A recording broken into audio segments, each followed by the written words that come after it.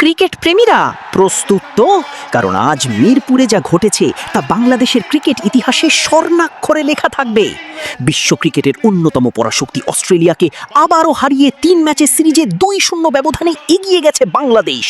আর এর মধ্য দিয়েই নিশ্চিত হয়েছে টাইগারদের ঐতিহাসিক ওডিআই সিরিজ জয়।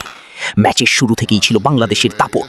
টস জিতে ব্যাট করতে নেমে অস্ট্রেলিয়া যেন বাংলাদেশের বোলিং ঝড়ে দিশেহারা হয়ে পড়ে। নতুন বলে তাসকিন আহমেদ ও মুস্তাফিজুর রহমান এমন আগুন ঝরানো স্পেল করেন যে অস্ট্রেলিয়ার টপ অর্ডার মুহূর্তেই ভেঙে পড়ে। একসময় স্কোরবোর্ডে মাত্র কয়েক রানেই হারিয়ে যায় গুরুত্বপূর্ণ উইকেটগুলো। যদিও মাঝের দিকে কিছুটা প্রতিরোধ গড়ে তোলেন অজি ব্যাটাররা, তবুও বাংলাদেশের নিয়ন্ত্রিত বোলিংয়ের সামনে বড় সংগ্রহ করতে পারেনি তারা। নির্ধারিত ওভারে অস্ট্রেলিয়ার সংগ্রহ দাঁড়ায় মাত্র 187 রান। জবাবে ব্যাট করতে নেমে বাংলাদেশ শুরু থেকেই খেলেছে আত্মবিশ্বাসী ক্রিকেট।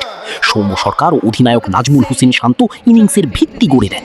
বৃষ্টির কারণে ম্যাচে কিছুটা চাপ তৈরি হলেও টাইগার ব্যাটাররা মাথা ঠান্ডা রেখে এগিয়ে যেতে থাকেন। এরপর আসি ম্যাচের সবচেয়ে গুরুত্বপূর্ণ মুহূর্ত। তাওহিদ হৃদয় ও মেহেদী হাসান মিরাজ দারুণ পরিণত ব্যাটিং করে দলকে জয়ের একেবারেই কাছে নিয়ে যান।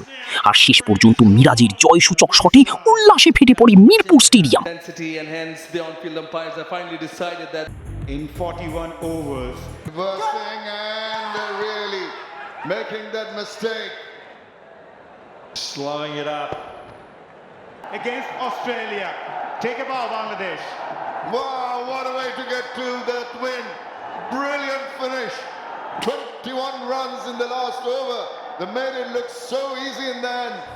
Brad Hogg alongside me. Brad, well, a little sorry for the Australians, but you must give